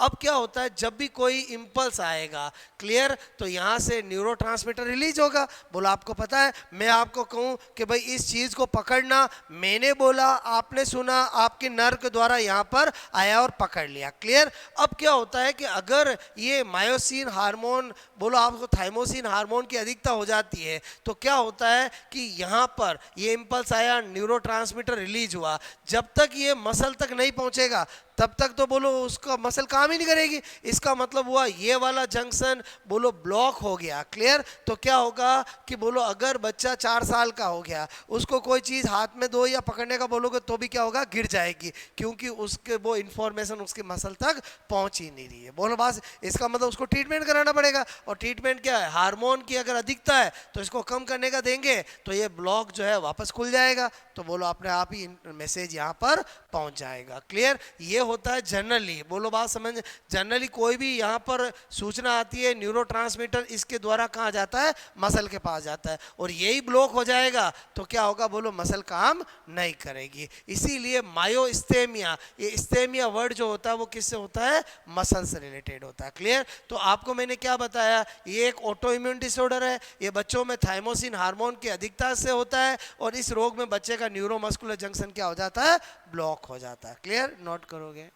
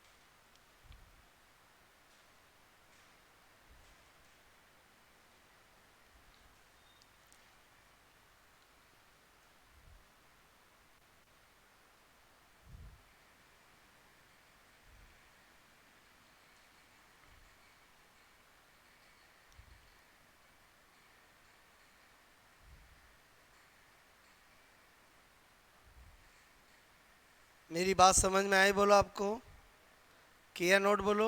ठीक है, ये नोट कर लो, ध्यान रहेगा। जनरली कोई भी इम्पल्स आता है तो नर्व एंड से न्यूरोट्रांसमीटर, न्यूरो बोलो ट्रांसमीटर, ठीक है, मीटर इस न्यूरो मस्कुलर जंक्शन के द्वारा होते हुए मसल के पास पहुंचता है, ठीक है।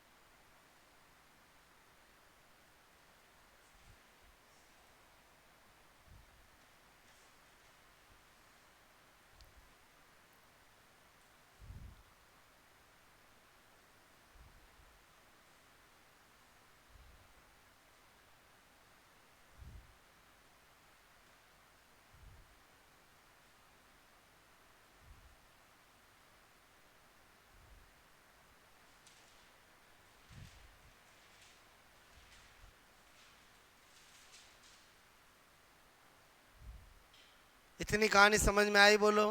तो आज हमने क्या स्टडी किया, 1 मिनट में रिवाइज करूं तो इधर ध्यान दो। सबसे पहले हमने बोलो हमने एनिमल फिजियोलॉजी स्टार्ट किए, पहला यूनिट जिसके अंदर केमिकल कोऑर्डिनेशन और रेगुलेशन चैप्टर स्टार्ट किया। पहले उसकी जनरल बातें बताई, हार्मोन की प्रॉपर्टी बताई, हार्मोन एंजाइम में डिफरेंस बताया, हार्मोन विटामिन में डिफरेंस बताया। टाइप्स ऑफ हमने ग्लैंड्स देखी, बोलो कौन कौन सी एंडोक्राइन, कौन सी एक्सोक्राइन, कौन सी मेक्सोक्राइन है। ओके, उसके बाद सबसे बड़ी कौन सी ब्रेन में, कौन सी बोलो चाइल्डहुड तक रहती वो देखा। और हमने प्योर एंडोक्राइन पढ़ना स्टार्ट किया। 2 ग्लैंड हम पढ़ चुके हैं, एक पीनियल और एक थाइमस ग्लैंड। सबको पढ़ने का तरीका एक ही रहेगा, पहले 3 बातें, सबके पहली पोजीशन, फिर हार्मोन और फिर हार्मोन का कार्य, फिर उससे रिलेटेड कोई फैक्ट या कोई बात है तो क्लियर। सबकी उत्पत्ति देखेंगे, एक ही पैटर्न रहेगा तो आपको याद हो जाएगी। बोलो बात समझ में? तो आगे कहानी अपन कल बढ़ाएंगे। ओके।